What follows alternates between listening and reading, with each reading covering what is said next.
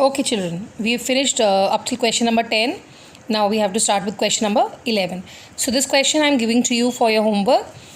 This is actually theorem number 3 given on page number 194. This is the same thing that is given on page 194. So, for this, you can see that question. Moving on to question number 12. E and F are the points of trisection of a diagonal AC of a parallelogram ABCD in the adjoining figure.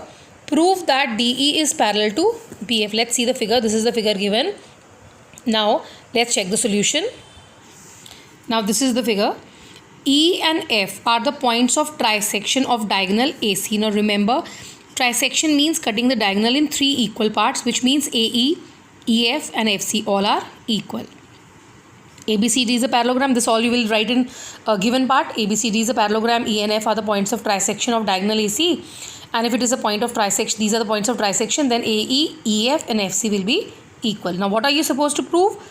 DE is parallel to BF. Now, this line DE and this line BF, these lines should be parallel. So, just remember, when you are supposed to prove that lines are parallel, there are certain conditions that we can use to prove the lines are parallel. So, let's see the conditions. Now, if we have to prove that the lines are parallel, there are 3 conditions. Either you prove alternate angles equal. Alternate means which are on the opposite side of the transversal, 2 parallel lines cut by a transfer, like these 2 are alternate. These are interior alternate, and this one, these are exterior alternate. So, if we can prove any one set of alternate angles equal, then the lines are parallel. Condition number 2, you can prove CORR. This is corresponding. Prove corresponding angles are equal. Say this angle and this angle, these are corresponding, which are on the same side of the transversal, one in and one out.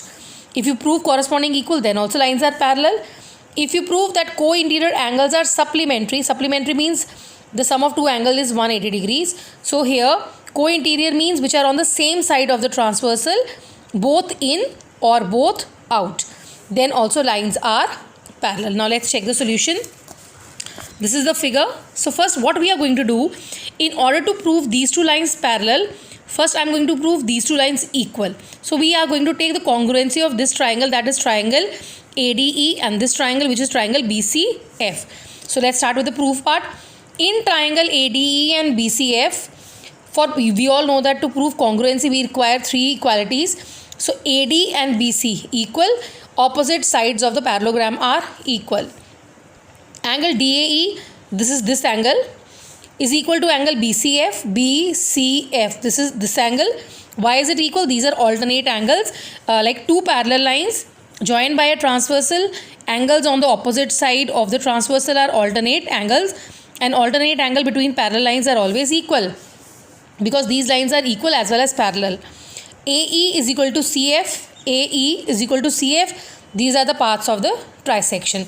So now you have 2 sides and 1 angles. 1 by SAS, your triangle ADE is congruent to triangle BCF. Now if triangles are congruent, angle DEA, that is this angle, is equal to angle BFC, that is this angle. So these 2 angles are equal by CPCT, corresponding parts of congruent triangle.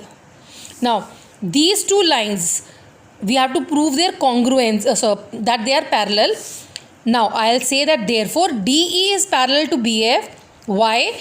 As alternate angles are equal, the lines are parallel. Hence the question is proved, because these 2 lines, this angle and this angle, these are actually exterior alternate, not interior alternate. So as alternate angles, it can be interior, exterior, are equal, the lines are parallel. Hence the question is proved.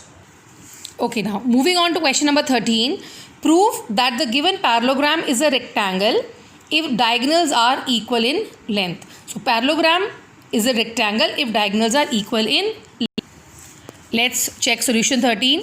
Now we'll simply draw one parallelogram first, naming it as A, B, C, D.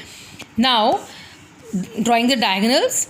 Now parallelogram is a rectangle. First of all, keep it in your mind that you have to prove that parallelogram is a rectangle. Now what is a rectangle?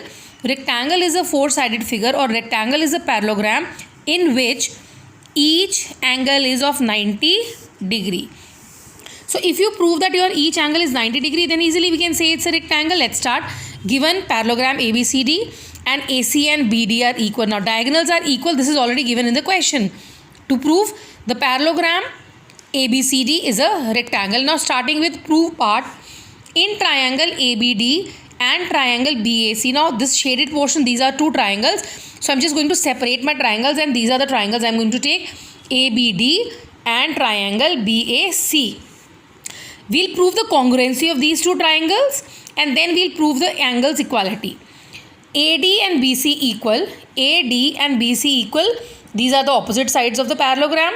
AB and AB equal. This is common. Common means in one side is in both the triangles. That's common. BD is equal to AC. BD is equal to AC. This is already given in the question that diagonals are equal. 1, 2, 3. All three sides by SSS. Triangle ABD is congruent to triangle BAC. Now if triangles are congruent, we all know that the corresponding paths are all equal. So here what I'll do is I'll take this triangle and this triangle. So angle A and angle B are equal by CP CT. Whenever we prove the congruency, the corresponding parts are equal. So here I'm going to take angle, because to prove that it is a rectangle, I'm going to prove that angles are equal to 90 degree. But we also know that angle A plus angle B is 180, because we know that it's a property of parallelogram that adjacent angles are supplementary. When we add them, their sum is 180. We can say co-interior or supplementary, one and the same thing. Angle A plus angle B is 180 degrees. These are co-interior angle, or you can say these are supplementary angles. Now in place of both A and B are equal, so in place of B we can write A, or you can take them as X and X. Anyways you can write A and A is 180. A and A becomes 2 times A, 180. A is this 2 was being multiplied, shifting it to the other side, it has to divide. Angle A is 90 degree. We get one angle as 90 degree. But if A is 90, B is also 90, because we have already said that A and B are equal by CP CT. We also know that angle A and angle C are equal. Angle A and angle C are equal. Angle B and angle D are equal. Why? A and C equal, B and D equal. Why they are equal? Because these are the opposite angles of a parallelogram.